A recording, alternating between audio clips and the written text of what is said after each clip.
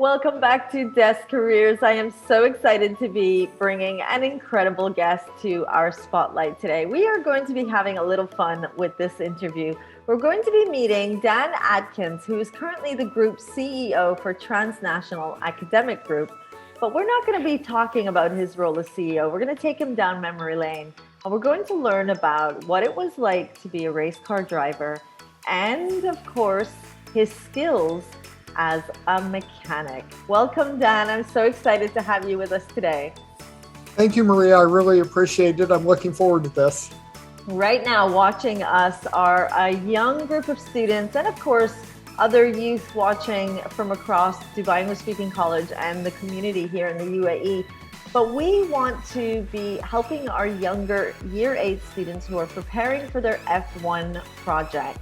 And they're going to be applying to sign up for some of these different roles. So let's talk about those younger years. Take us down memory lane when you used to be a race car driver. What was it like and how did you fall into that career?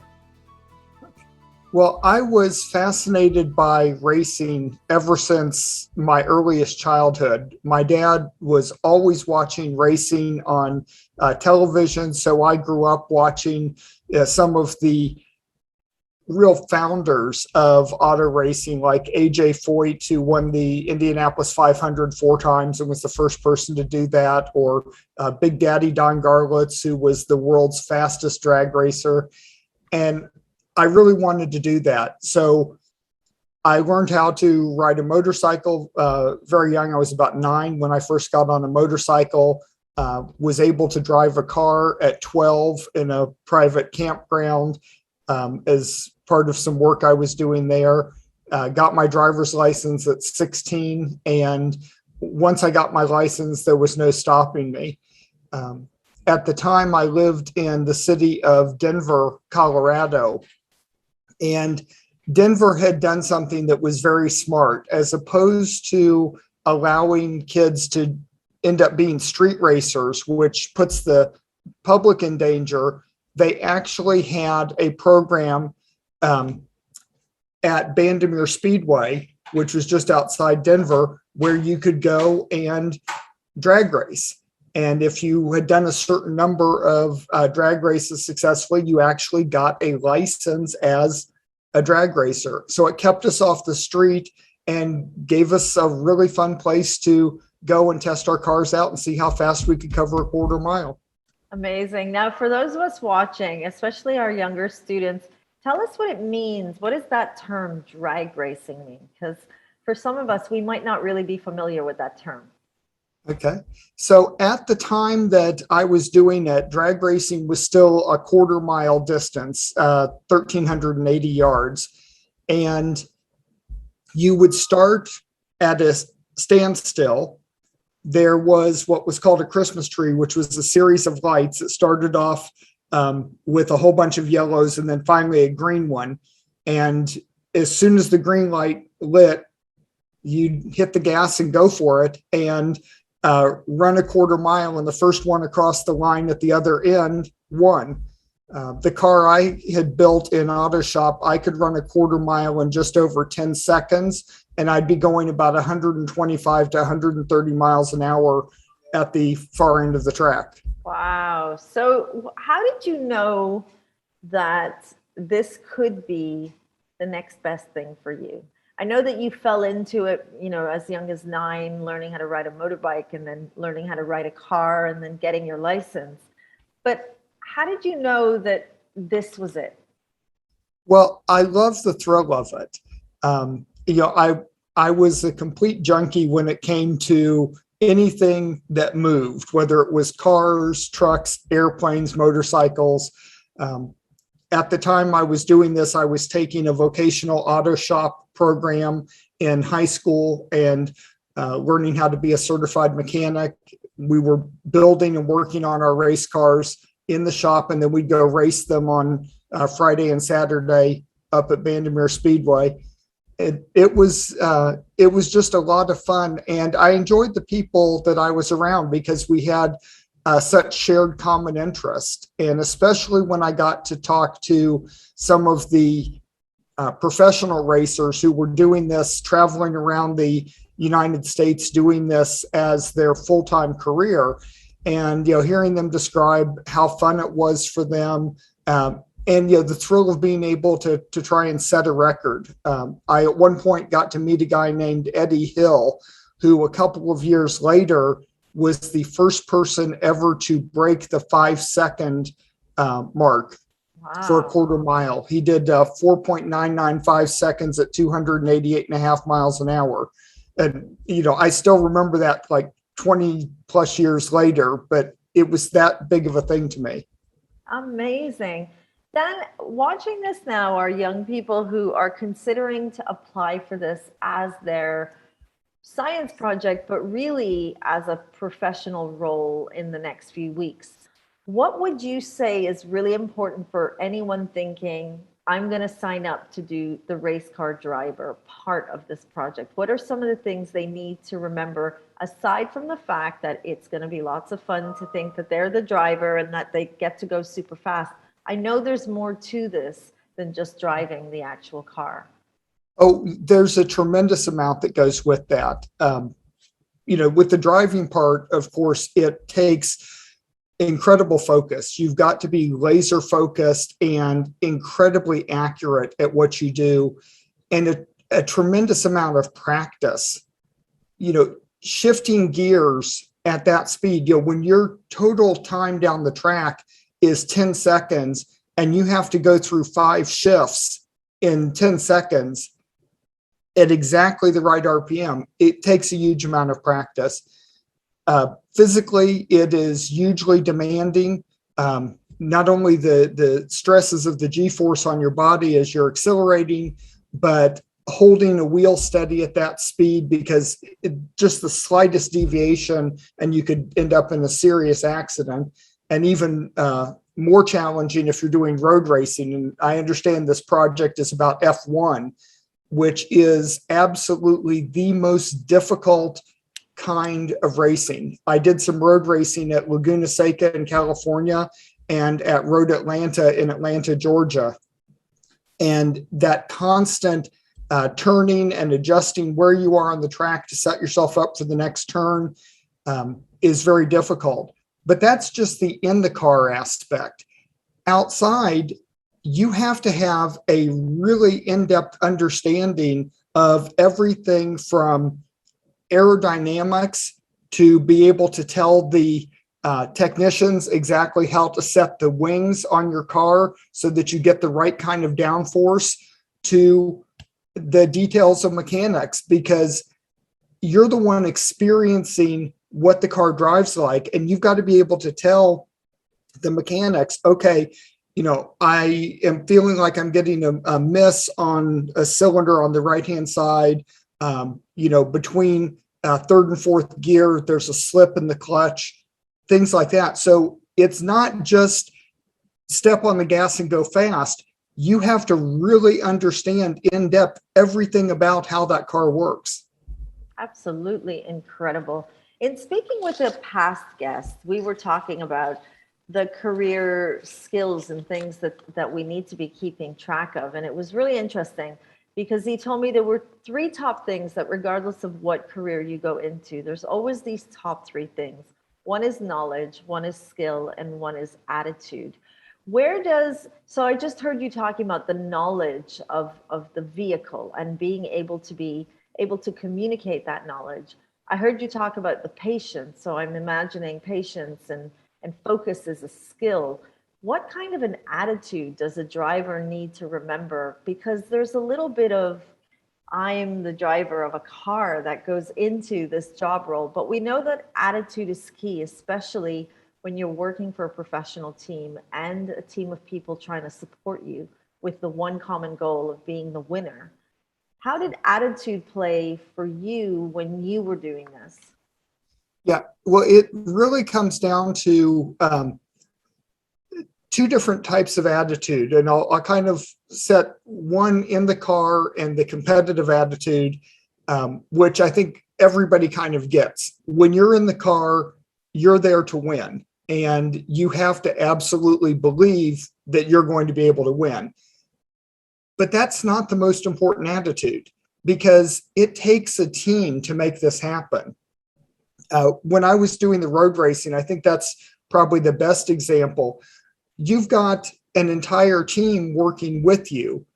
You've got your mechanics, you've got your pit crew, you've got the person who's handling the telemetry from your car and giving you feedback. You've got your spotter who tells you what's coming up on the road ahead and is talking in your ear all the time. So you've got this whole team that you have to deal with, and it has to be in the sense of collegiality. You can be arrogant with the other drivers you're competing with and go, look, I'm the best. You don't even need to start your car today. That's fine. But with your team, you have to understand you're literally putting your life in their hands.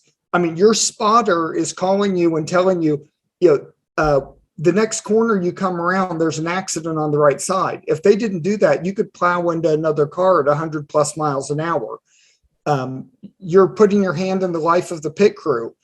You pull in, they jack your car up, they change all 4 tires in a matter of less than 10 seconds. And you're trusting that in that time, as fast as they're doing it, they got all the lug nuts tight and you're not going to have a wheel pop off on you.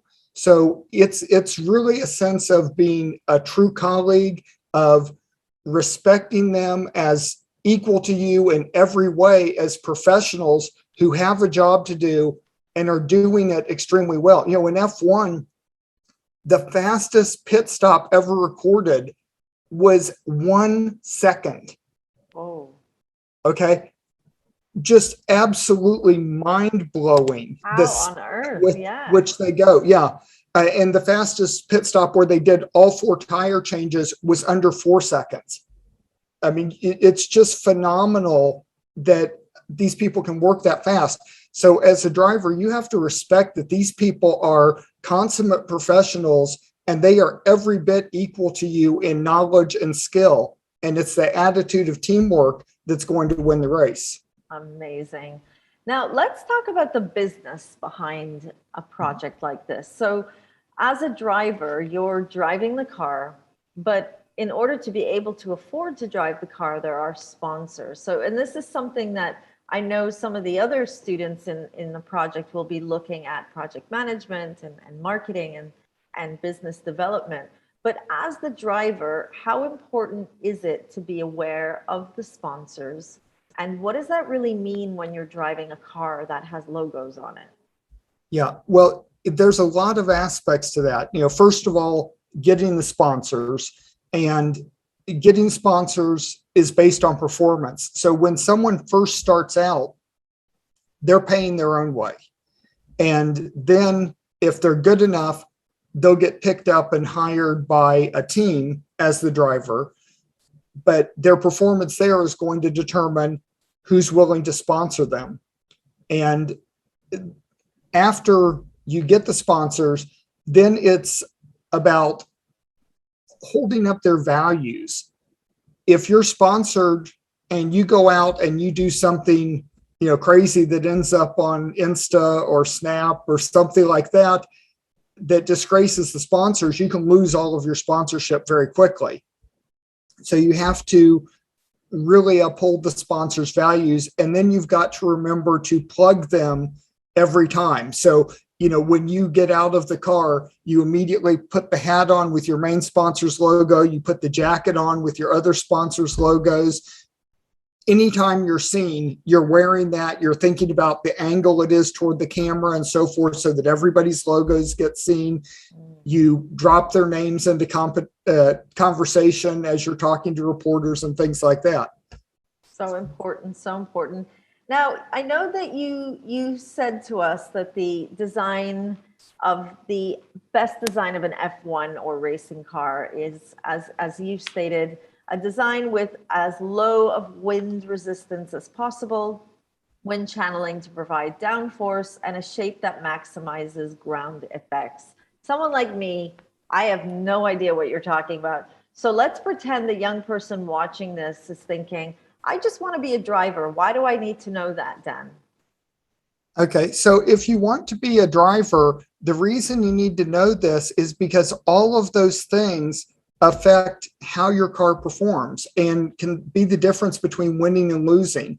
If you watch Formula One races, the difference between first place and third place is often a matter of a few seconds or sometimes even a few tenths of a second. So understanding how aerodynamics work and getting adjustments made to, there are wings at the front, in front of the front wheels, that are adjustable. And there's also the wing or several wings at the back of the car that are also adjustable.